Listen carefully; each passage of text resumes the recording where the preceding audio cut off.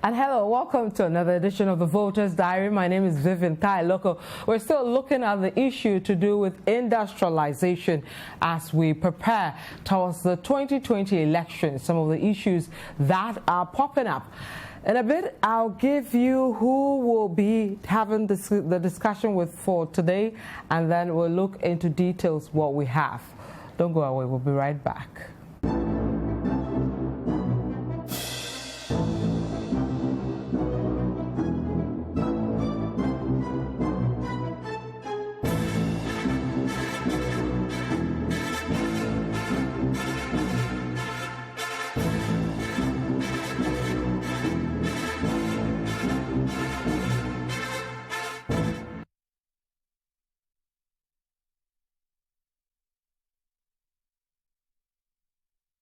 And so welcome back to the Voters Diary. My name is Vivian Kai Lokko. We still continue with our discussion to do with trade and industry, zooming in into industry proper. You can join our conversation. Remember to add the hashtag if you send a message via Facebook or WhatsApp, Facebook or Twitter rather. The hashtag is Voters Diary. Or you can send us a message via the numbers on your television set now. So let me introduce to you my guys for today who will be helping us to look into the issues to do with industrialization. Today we'll be dissecting proper the manifestos of the two major political parties and also looking with the MPP in particular some of the things they said 4 years ago and whether the situation on the ground, what really has happened in terms of industrialization. So let me introduce to you Selorm Adonoo, who heads features and articles unit here at City FM and City TV. Selorm, welcome. Thank you, Vivian. And then we have Kojo, Akoto Boateng, also heads our new media unit here at City FM and City TV. Kojo, welcome. Thank you, Vivian. Okay, so for the past days we've been talking about industrialization. We started with the colonial era, moved to Kwame Nkrumah, and moved around some of the things we're expecting that should be done, how they should be done, and all that. Today I want us to zoom in into the manifestos of the two political parties. Selorm will always say the party in power, we should start with that. So I think we'll start with the party in power. If you look at their manifestos, and it's interesting because they go straight away to talk about the promises and then what they've done and then all that. So I think we can start with that. And then And so if you look at the historical context, our industrialization strategy historically was to create opportunities for the community, was to industrialize and create jobs for people. And if you look at it very well, Gajisberg's strategy wasn't to make Ghana as a country, for the want of a better word, competitive. It was to exploit Ghana for his bosses, right? Now, Nkrumah also started industrializing Ghana to make a statement, to create jobs for people and to get people engaged, right? But if you think into the future, the current globalization and the future of work, you'd realize that everybody is trying to be competitive because now the thing you want to do, others are doing it or others can do it and maybe even do it better. So how do you industrialize competitively to create jobs for your people, to create growth of your economy, and also to keep your country safe, as in not destroy the environment?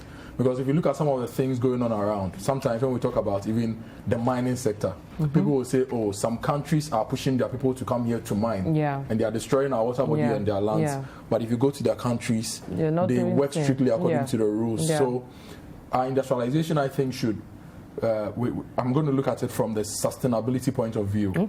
What we are doing, how is it benefiting the people? 2, how is it benefiting the economy? And 3, how is it not affecting the environment negatively? How are we doing it such that we are not destroying the environment? Because that's the biggest asset we can give the future generation. And if you can add a final point, what structures are we putting in place now to ensure continuity of the things? I'm saying this because we've seen industrialization attempts in this country which flourished in a certain period, and then you move forward and you see that a lot of them had died, a lot of them had been sold to private entities, and a lot of them at a point were not profitable.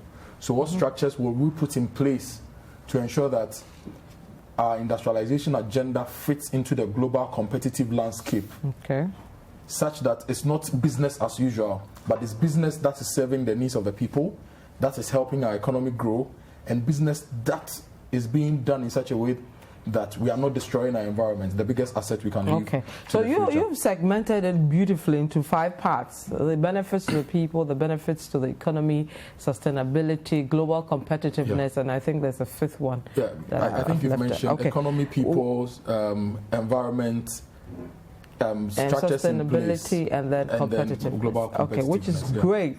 So with that in mind, Selorm, are you game for that in terms of the groupings and then looking at the issues? Or let me take your initial remarks, then now we move into that. So like we started doing yesterday, we started looking at, or we actually began from a part of the Nkrumah side of things, where we looked at the economic policy he used in his industrialization agenda, compared that with what we are having today in many parts of the world, and did a few lines on the manifestos for the 2 political parties. So I think today really we want to delve into the manifestos. So I mean, we'll go with good framework. Good framework. Okay. So let's start with the MPP, the party in power. They have about 6 pages, and if you look at the document and how they put it together, they are looking at the promises they came up with and what they've done so far. So with the framework that we've agreed to use, I think we can start with that and start with the people, move to the economy, sustainability, the global competitiveness, the landscape, and the situational report. Yeah. Okay, so Kojo, let's start with... You want us to go into the MPP? So. Yes, let's start with the MPP, because the NDC zone is very... the pages are just brief. 2 or 3, very brief, so that we can wrap up with that. It says so this is more. Should we go with what they've done? Yes. So let's start with what they've done. Let's start with, I think it starts at point 1.4, 39. Yes, so let me go to that particular page so that we run through. I moved straight away to what they wanted to do. So forgive me. We can do what they wanted to do and what they've done. So we can start with what they wanted to do. So Selorm, if you've opened that page, maybe you can. Okay, I'm trying to open the page. Yeah. So that's this. I go back into 2016. Sorry about that, but just to see what the promise really was. So they said they wanted to do a number of things: pursuing aggressive industrialization and value addition to agricultural produce, providing tax and related incentives for manufacturing businesses in sectors such as agro-processing, light industries, pharmaceuticals, petrochemicals, garments, and textiles, among others. They also wanted to provide the necessary incentives for the private sector participation in health service delivery, stabilizing the currency, implementing policies that will reduce the cost of doing business, pursuing policies that will reduce the interest rate, etc., etc. Now, key initiatives that they wanted at the time to initiate and implement included the establishment of an industrial development fund. I'm not quite sure if that has been done, to finance critical private sector industrial incentives. And they said the fund will be seeded and fed by funding from government, multilateral, and private institutional investors. They also wanted to launch a comprehensive national plan for entrepreneurship and innovation that will invest in supporting young businesses and startups. So I think that's what they did in NEIP. Presidential Business Support. So I think a lot of work has gone into that. And then industrializing, so the one district, one factory, which was quite a big promise at the time, and it still is, in collaboration with the private sector, the NPP will implement the one district, one factory initiative. This district industrialization program will ensure an even special spread of industries, and they have what they call the strategic anchor initiative. That the government will partner the private, local, and foreign investors to develop large-scale strategic anchor industries to serve as growth poles for the economy, especially in petrochemicals, pharmaceuticals, iron and steel, cement, aluminium, salt, vehicle assembly, manufacture of heavy machinery, equipment, machine parts, agro-processing, garments and textiles, assembly of electronics, and light machinery. When you look at this strategic anchor initiative, they call it, we have a mixed bag. There are some they've done others they are saying they will do, and others we've not seen at all. So, for example, vehicle assembly, we see VWs in town. I don't know how many cars they've assembled so far or sold so far, but at least we've seen that there's some plants established and they're assembling vehicles. When you look deep into the manifesto of 2020, this 2016, 2020, which we will get to, you see that they mention again the assembly of electronics and light machinery, which means that hasn't been done. I'm sure they hope to do it. Other parts, industrial subcontracting exchange, through a concerted, collaborative and collective effort, the NPP will enforce local content provisions by developing efficient and competitive local supplier networks for goods and services that industry needs and that can realistically be sourced locally. A few other things. So if I can then enter the 2020 so this is the promise they gave us, for which we gave them the mandate. Yes, and in 2020 they give us an update. They list the promises and the update. So the NPP says that they will develop and implement a comprehensive project-based export diversification action plan. And so they worked on the National Export Development Strategy. They drafted it and approved it. I've seen the draft of the National Export Development Strategy. They said they will restructure the Export Promotion Authority to enhance export diversification. GEPA has been restructured, their policies to focus on supporting NTEs. And indeed, if you look at the GEPA annual reports and their NTE reports, they tell you how the NTE space is growing and how we should invest in those spaces. So if you followed GEPA recently, they are supporting coconut farmers, they are supporting the cashew industry, and supporting all sorts of areas. And cashew is something that they've been saying that if we even invested more in cashew, it could give us more returns than cocoa. So on that score, fact check GEPA, their policies and the export development strategy, we can speak to that.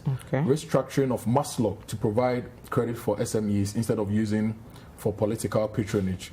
We know that MASLOC 2 has still been getting funding, and they've been doing the business that we've known them for, supporting businesses. Recently I was going to Kumasi and I saw a fleet of about 5 cars, all branded with MASLOC, that they are MASLOC beneficiaries. So the MASLOC story is also there. And if you look at the World Bank's latest report on youth employment, MASLOC is one of the programs that is mentioned that something is being done in that particular area. And then there is also monitoring and evaluation to ensure the sustainability of the program. Develop a database of the labor market with a view to establishing a national apprentice recruitment agency. So YE is working on that, implementing that. There is also the bit about GhanaTrade.com.gh, which the government say they set up for SMEs to showcase their products. I don't know how well it's been promoted though, to ensure that SMEs get a lot of returns from that. There's also the NEIP, supporting local airlines and entrepreneurs to set up strong private airlines. Remember the Asamoah airline conversation, and these days there's Passion Air and all sorts of airlines coming through the system. And Ghana Meteor Authority, also they said they were supporting them to attain ISO certification to give better services. So these are some of the promises. I think we can move forward into some of the things that they say they will do going forward when it comes to industry, because they've listed quite a lot of the promises and the things that they want to do going forward when it comes to industry. And they've outlined a little over 10 things that they want to do in trade and industry to ensure that things move on. There's also the thing to be said about the 1D, 1F. The NPP promised to do 1D, 1F to ensure the development of industry and local economies. And we've seen across the country some companies working, new companies coming on stream, existing companies also being given support to scale so that they can also employ more people and also grow more. So those are some of the highlights of what the NPP has said they will do and some of the things that they've done. So Vivian, you have a list of 1D, 1F companies as we talk about 1D, 1F. So there are a lot of them, like you said, across the country. So we're told there are new factories, and then of course there are the existing ones that government also helps. So let's start with the new factories, and then we see what has been done. We have the Kojo Limited. Before that, we are told in their manifesto, the accounting part of the manifesto, they tell us that 76 of these 1D1F companies are in operation. Out of that, 28 are new, and then 48 are existing companies that have taken advantage of the program to expand.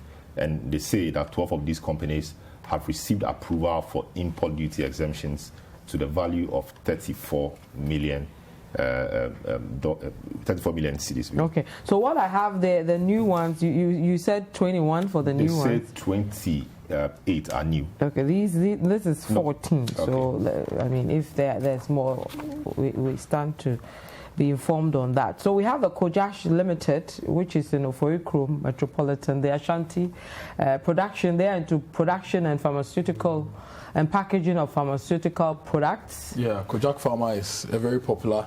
Yeah, so is it new? It's not new. So the 1D1F project or program is supporting both new and old companies. This part has to do with new. Yes. Now, Kojo is a new, is an old company. Okay. But we know they are into pharmaceutical trading. But in this document, what it's suggesting is that they've been helped to set up a factory, a new factory, to produce their own pharmaceuticals. Okay. So before they didn't have a factory. Like I give you examples on Monday. People like Sikkens, people like Metalex and all those, they were just traders of the things that they are producing now.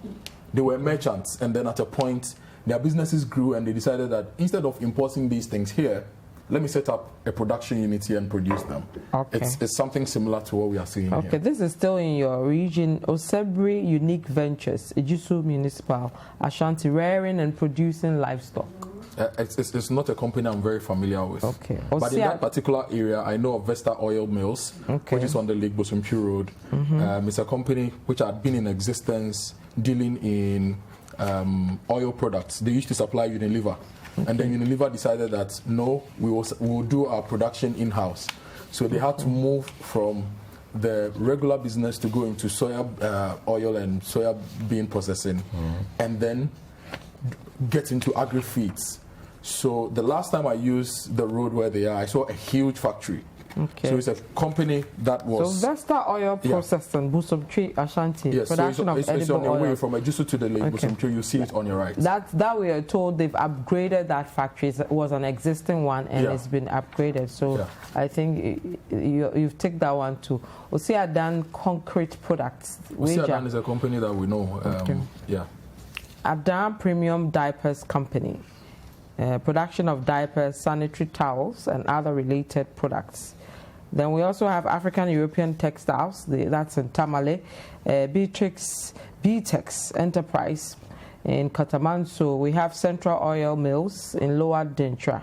We have Choco Industries. I thought they've been there. Yes, Chocho is also one of the companies that has been there producing the Chocho cream, if I remember correctly. Yes, herbal products and all that. But in this list, they say new factories. So for example, let me use a company that everybody may know. Let's say Coca-Cola. If Coca-Cola has a production unit in Accra, and they go and set up a production unit in Tamale, that's a new factory. Not so. All right. Yeah. Casaperco. Yes. So what were they before the Chocho industry? What were they before? Chocho, I know Chocho has always been in Sohum. Yeah. So and they're saying this new one is also. It's an Eastern, so maybe they have an old factory, not enough land, so they've built a new factory, or the old factory cannot be retooled to give them the output they want. Now the Casaperco bits you mentioned, we know Casaperco is in Accra, right? Now, this one is Kwadaso. It's not necessarily Kwadaso, it's a Tanoso, but it's in the Kwadaso constituency. Okay. Now it's right after Yasantua Girls Senior High School. If you're moving from Tanoso to Ebuakwa, it's on your left. If I remember correctly, that place used to be Paramount Distilleries, which was defunct. And listeners who know their story can correct me if I'm wrong. So it's the old Paramount Distilleries area, which Casaperco has gone to build a new production area for their non-alcoholic SKUs, for their non-alcoholic brands. So that factory I know as well. Okay, so that's it for the... So you know as a new company? It's a new factory. Okay. It's a new factory. But because they are not saying new companies. They said new factories. So a new company is different from a new factory. Sure, but the Chocho Industries, for example, we've known Kojo for a long time. And I was thinking this Kojo would be at a different location. So we can say that a new factory under the same name is being put up somewhere else. So I think we need some bit of clarity on that. Something like the Kojak farmer, the Kojak manufacturing system or whatever.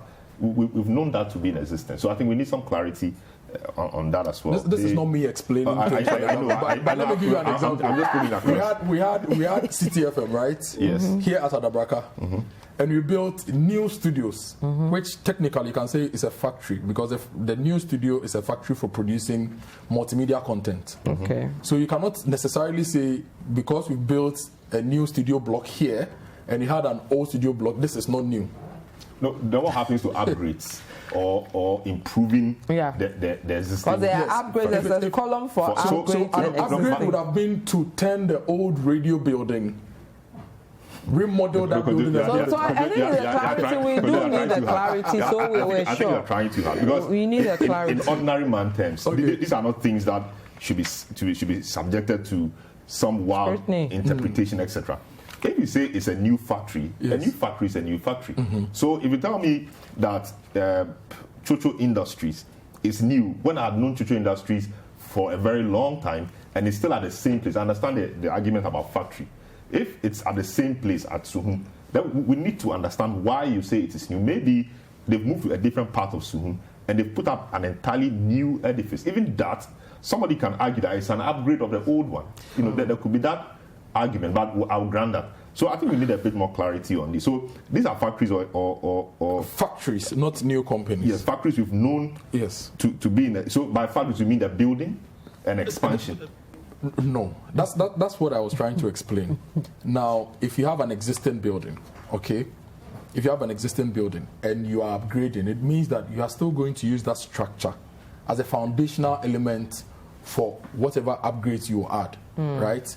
Now, if you have a new building and you build an entirely new building on the side of the new building, you cannot necessarily say that the old factory is what you have upgraded. It's a new structure you put up, right? But if you are looking at it as a company, you had an original structure for a factory. Yes. You've gotten a new one with new equipment. With new equipment. That's an upgrade. Is that an upgrade? That's an upgrade. If my bar company, I have my factory, I manufacture. Now there are new equipment that will make the work easier and all that. I get those equipment. I open up the factory and I've upgraded. It's also possible that when you're upgrading, and I'll use a car as an example, assuming I drive a VW Polo, right, and I move to a VW Touareg, the engine of the Polo will not fit into the Touareg. Yeah. Right? So if I own both, you may say that Kojo as an individual has upgraded from a Polo to a Touareg. You've expanded. Yes, I've expanded and upgraded. I'm not even sure this analogy. No, it's an analogy. I'm not sure but you cannot say that the Polo, the VW Polo, is the same as the VW Touareg. They are two different units with different capacities, with different functional units. So you can technically say it's a new factory. So that's the example I'm giving. I think with the car one, you've opened that, you've expanded your factory. So for example, the Kasapreko Ghana. We've always known Kasapreko. Yeah. Now we are told that in the Kwadaso municipality, or you said it wasn't Kwadaso. Yeah, I think Kasapreko. We have Kwadaso, we have Kasapreko Ghana, establishing a new factory, producing fruit juice and water, or into fruit juice and water processing, they say. Yeah. This, in my view, is new, even though the name is not new. But there's been something else there. Of course, I'm not suggesting that because they have moved location, it necessarily means new. But I think that it is too nuanced to be called new factories. I think it is too nuanced to be called new factories. Maybe we need more information on this to be able to appreciate it better. Okay. For example, I've always known Kojak. Osiadan, I've heard about them at many places. And at Kojo Industries, like we said before, SK Therapeutics. I know SK at the industrial area, the one by the graphic company. I mean, those pharmaceutical companies there. and maybe this a new factory. This one is in Shai Osudoku. Yeah. So that I can understand, you know. But I think the same way we are having this debate in our minds, I'm sure a lot more people are having the same debate. So it's important that we have some clarity on that. And so maybe we'll try and raise the trade minister to clarify some of these issues. But if you live around these places where these new factories have been put up, or the upgrade of existing ones, send us a message. Tell us what you know and what we have there as it is now. And remember to add the hashtag Voters Diary if you're sending us via Facebook or Twitter, and if you can send us as well via WhatsApp on the numbers on your screen. So I think we are done with the factories. I don't know whether we should do the GKV Investment Secondary Takrady, coconut oil production, Josna Agro Limited, Mampong Municipal, processing of cassava into starch and flour, Profat Glazing Systems Limited at Adenta, Greater Accra, manufacture of aluminium profile for support to support the construction industry, Central Oils Limited, or Central Oil Mills, Lower Dentura, Oil Palm Processing and Production, BTEX Enterprise Limited at Katamanso, production of mosquito coils and related products. Also, African European Textiles in Tamale, manufacturer of yarn for textile production. So I think that. So these are for the new factories, and then there's a long list, about 3 pages of existing factories. We'll put them up, and then people can see the factory. So this is on the main thing of the one district, one factory for the NPP, and we are seeing some work on that. Let's move to some other key things they promised, or they are promising for the 2020. So for 2020, the NPP says that they will support made in Ghana products, including supporting the use of local raw materials, and also continue to ensure stable and affordable power for industrial development. Promote the manufacturing of digital devices locally. Continue to work with the private sector to establish more special economic zones for manufacturing, and support them with last mile infrastructure services. Now, another point is to finalize the establishment of the bauxite refinery to complete the aluminium value chain, and this will bring your mind to Sinohydro. Now, one other point, complete the establishment of an iron and steel industry through the Ghana Integrated Iron and Steel Development Corporation. Continue the process of providing gas infrastructure to bauxite refinery sites. Deepen and expand 1D1F in diversity and national coverage. Process more cocoa and shea butter locally. Deepen the automotive assembly industry. Produce at least half of Ghana's sugar needs locally within the next 4 years. Promote the local production of pharmaceuticals. Complete the process of establishing a fertilizer producing plant in Ghana. And for light manufacturing, renew the emphasis on component assembly, not just for automobiles, but for home appliances, including electric fans, refrigerators, air conditioners, to meet our growing domestic demand. So these are the things that the NPP has listed. Okay, so very strong points they're making in terms of industrialization, but how realistic is all these things that they are mentioning? You know, we've seen a bit with the vehicle assembling plant. The VWs came in, and quite a number of car manufacturers we've had discussions with, and they're also moving in. I'll take a quick break. When I come in, we'll look at the realistic thing about that. Then we'll move to the NDC zone as well, and then compare the two. So we'll be right back. Remember to send us a message at the hashtag Voters Diary. When we come back, we'll look at these issues. Don't go away.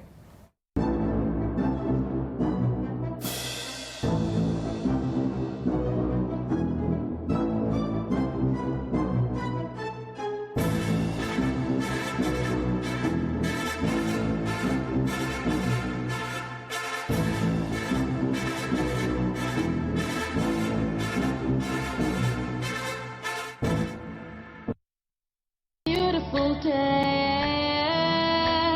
I'm gonna make most of it. It's a beautiful day. a day to share with you. You make my world go round. Yeah, yeah. It's really got me saying, nice girl brings home happiness. Nasco, bring home happiness.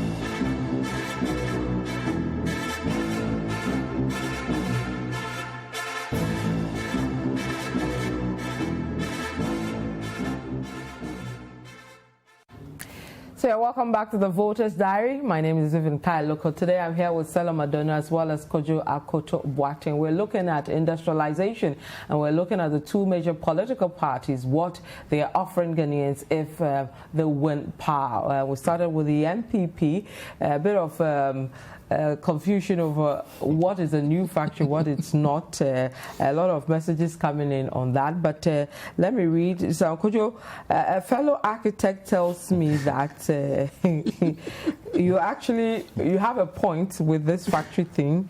He says if the new buildings are doing different things, we can classify them as a new factory. So he says, for example, with the bag one example I gave, if I was using, for example, my dining room and I decide to construct a building on another plot and I'm doing the same thing, that's a new factory. Yes, and so if you move from your single hand-operated sewing machine to an electric sewing machine, that's quite equivalent. Yeah, retooled. So, okay, this one from Maxwell says, good afternoon, guys. You guys are making a fantastic submission, but it will be fair to let us know who stands tall between the MPP and the NDC on industrialization. We'll be doing that in a bit.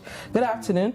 Though you're talking about development plan for the country since colonial era to date and industrialization, let me talk about Nana Addo's industrialization. One district, one factory, one village, one dam. Please help me with the one district, one factory in Hafo and the Bono regions. He wants to know what is there for that. Okay, that's Kofi James in Kumasi.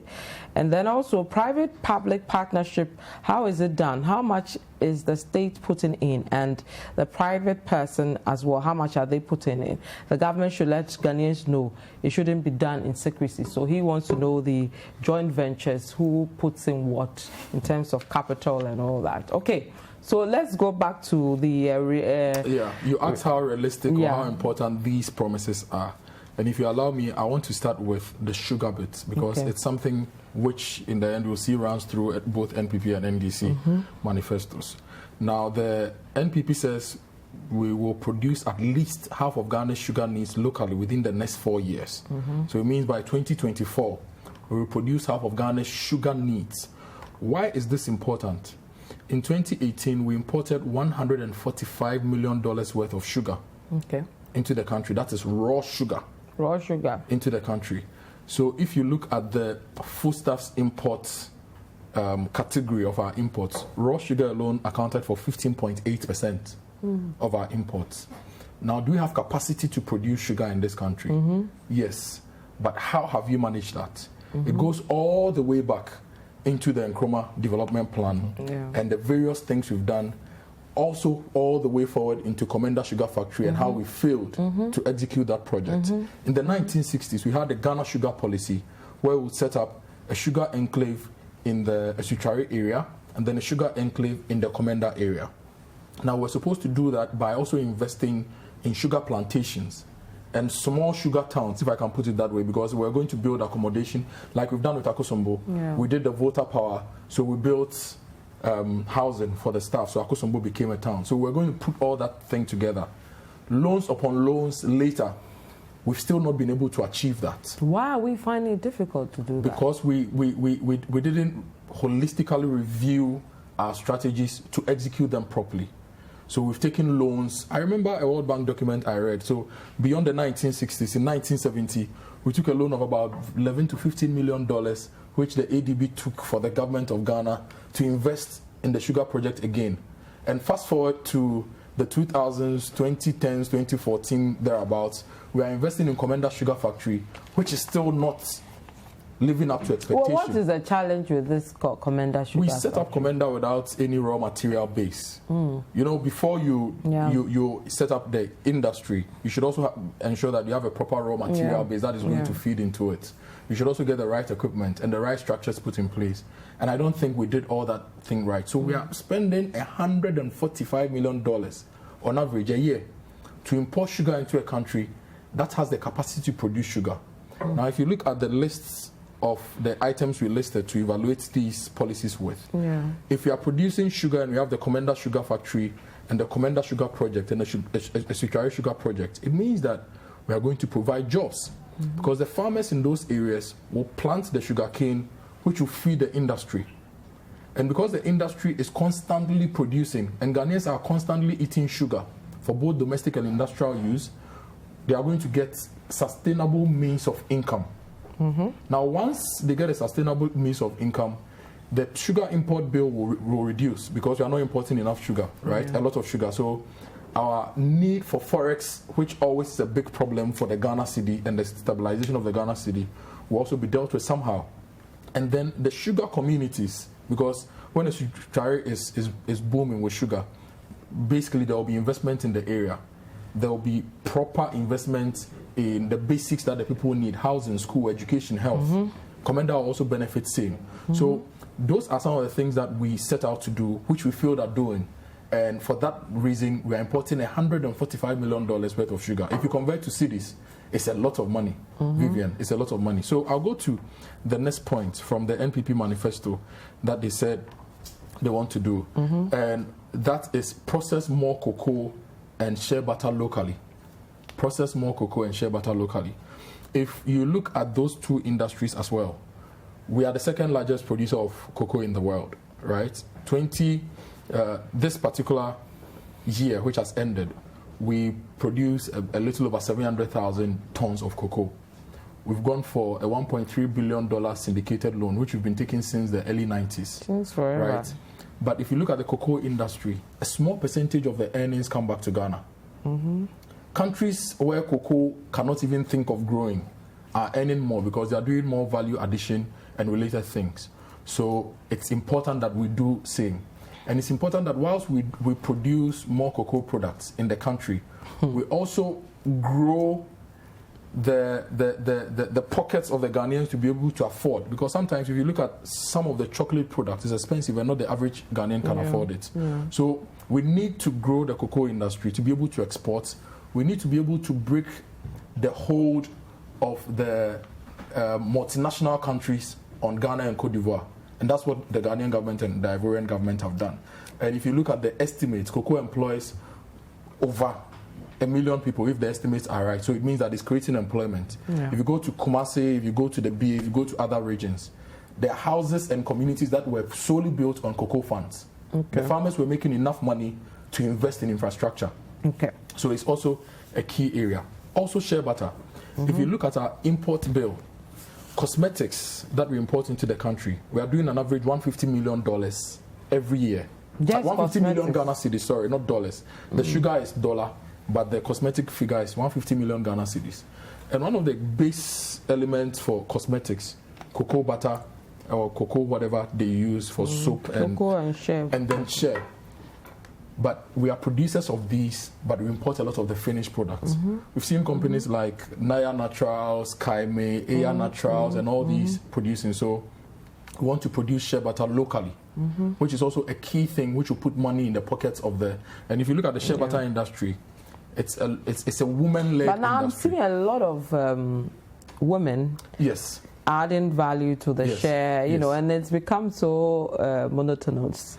The packaging and there's no innovation, creativity. There's a lot of work we still need to do. Look, if we are even able to take 10% of the cosmetic import bill off, it means at least 15 million Ghana cedis worth of production of these things is being done locally. The effects on the women in the north who gather the shea, the effect on the processors, it's big. It's a big industry. So even though it's booming, there are a lot of challenges that the government of Ghana must look at in dealing with some of these issues. We also have coconut oils and all those essential oils we produce here. We have everything, Yes. Selorm. We have everything, but value, look at when we got independence. Value addition from independence to today, it's still in the single digits with everything from food to non-food and everything. And I keep thinking why we are struggling so much to add the value to anything we have, because we have almost everything, Ghana. We are blessed. What is this? I think, of course, there's a part leadership plays in this, but not to blame leadership too much. Of course, everything really is leadership. I think that, so the shea butter example, I've seen quite some good products on the market. They try to package them properly.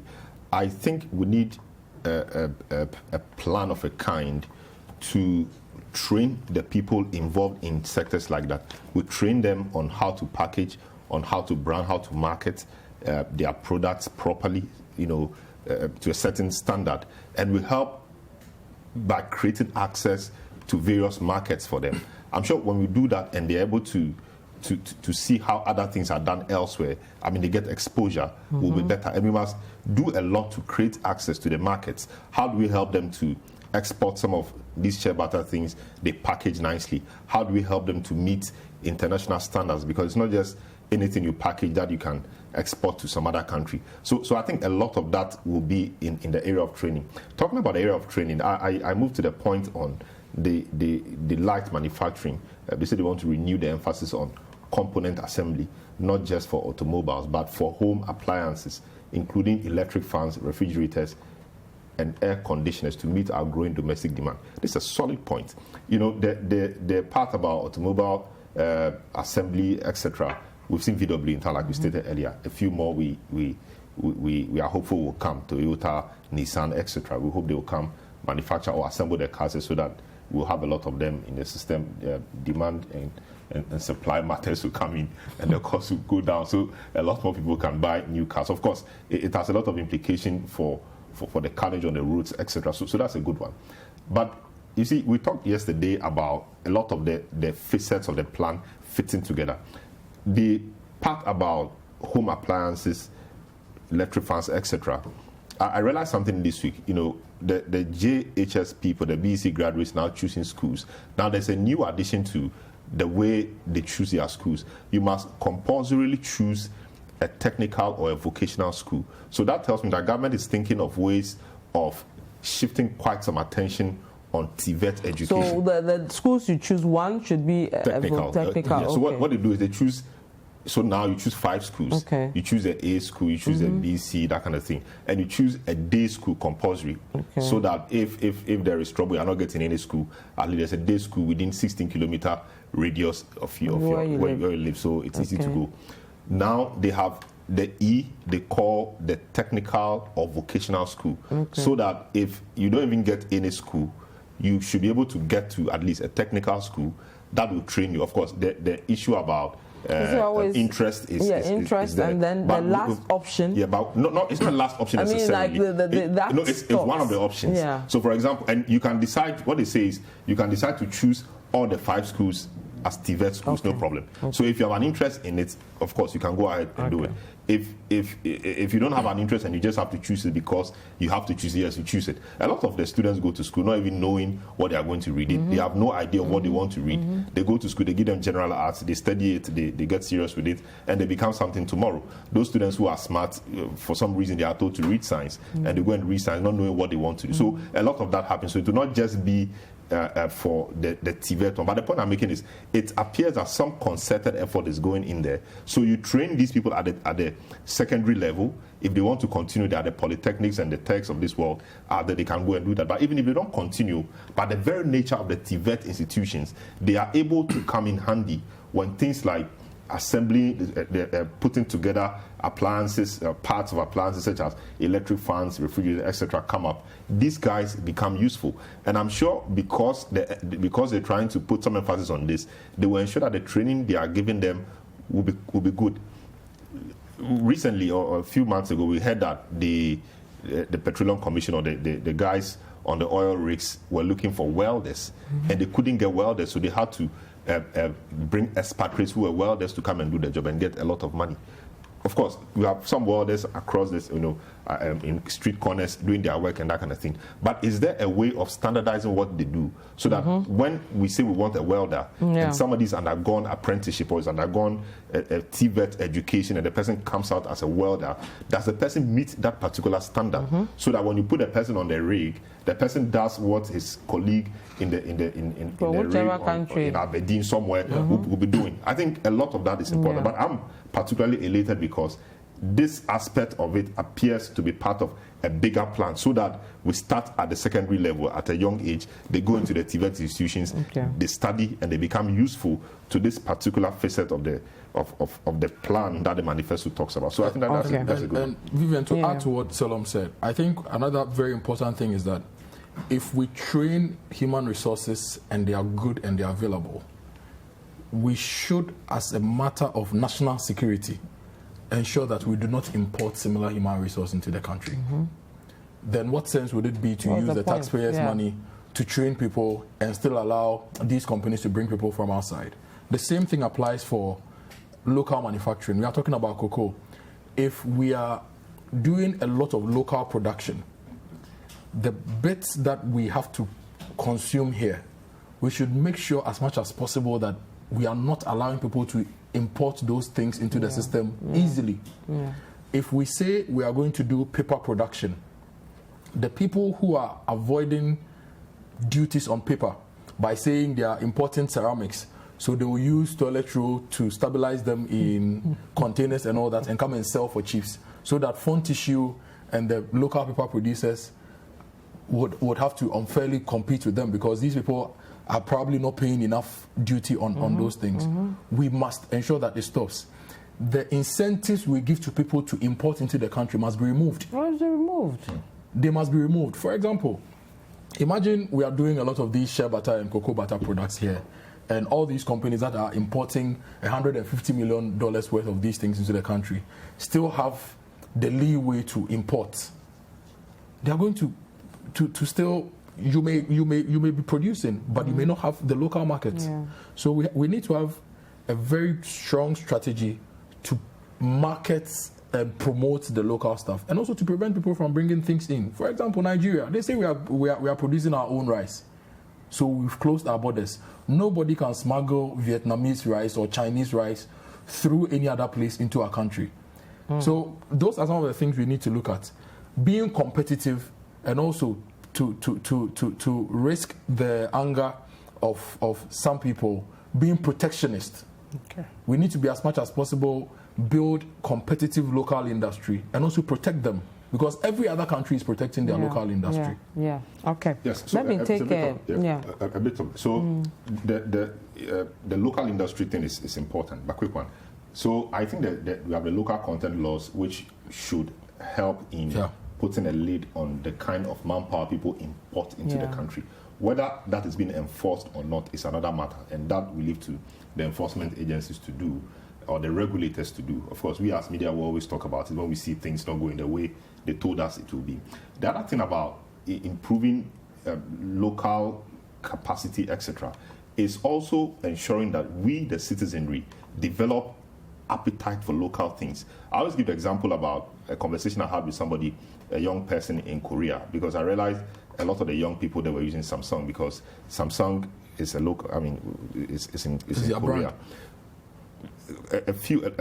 A number of them also use iPhone. But so I asked one of the ladies, why are all of you using Samsung? He said, it's because it's made in Samsung. So it's made in Korea. Sorry, it's made in Korea. So I said, wow, but this is more expensive than the same, class or brand of the same class of phones. This is more expensive than the iPhone. He said, yes, it's Korea, so we have to buy it. And I felt so inspired by that short conversation. They have been made to develop an appetite for made in Korea goods. I don't think it is far from us. We must, as a matter of policy and as a matter of a way to make us change our mindset in terms of what we view as superior to our own, try to develop the appetite for Ghanaian made goods. Of course, people raise the issue about quality. But quality when the Kias and Co started, when did Kia become a very competitive so that car? everybody wanted to. You know, it's just about 10 years or 15 years the ago. truth is sometimes the conversation about quality is all marketing gimmicks. But let me give you an example. Yeah. People will say, oh, if you are eating made in Ghana rice or made in Ghana rice, this and that and that and that. Meanwhile, the imported rice too is rice that has been kept in a warehouse for 5 years. And your local rice is more nutritious based on what the nutritionists are saying. People will say, oh, if you are eating local tomatoes, they are soft, they are watery and everything. So go and buy 10 tomatoes or packaged tomatoes or tomato mix. Meanwhile, the tomato mix, the whole package is just about 10% of tomatoes. The rest is starch, food coloring, additives and all those things. So I think that even the regulatory agencies must also step up and sometimes speak to some of these issues. Because sometimes we use marketing gimmicks to shoot down our local produce. When in actual fact, they are way better. Didn't people tell us that shea butter was something? But now the whole world is scrambling for shea butter. So that's why I talk about the training and a certain change of mentality that anything that comes from abroad is better than things we do here. It is a deep-seated mentality to the extent that if you have a phone and have the same brand of phone, I bought mine here and you got yours sent to you directly from abroad. By some strange means, you tend to feel more superior to me because yours came directly, even though... So we have much respect for foreign goods and that is a problem. And that must change with policy. We need a national orientation program, which will not just be by words or by creation of a ministry, but we need to get down to the schools. How do we ensure that we push that through? It should come through. That's a lot of work because even the educated, you wear this suit, it looks good. You thought that you saw in Ghana, like, hey, really? It looks like it's a. We have to do it. How do we do it? We must get it through our educational curriculum. The schools, the churches, the mosques, everywhere there is socialization, we must ensure that thing goes there. So the thing about somebody having a foreign accent all of a sudden becomes the star of the group. I mean, it's weak and it's not correct. Ouch. When somebody has a foreign accent, all of a sudden everybody wants to be like that person. And sometimes you look at our English-speaking radio stations, all the DJs want to speak with an accent.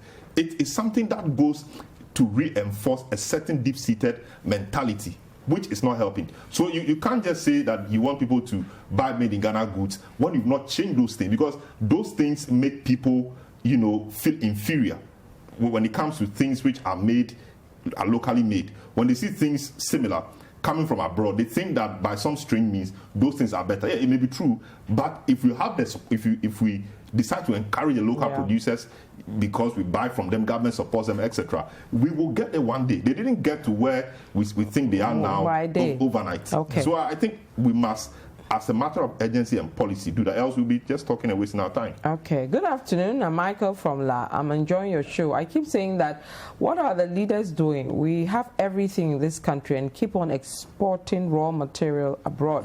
Why can't our leaders send people outside and come and educate our own people? Please, I need an answer. Okay.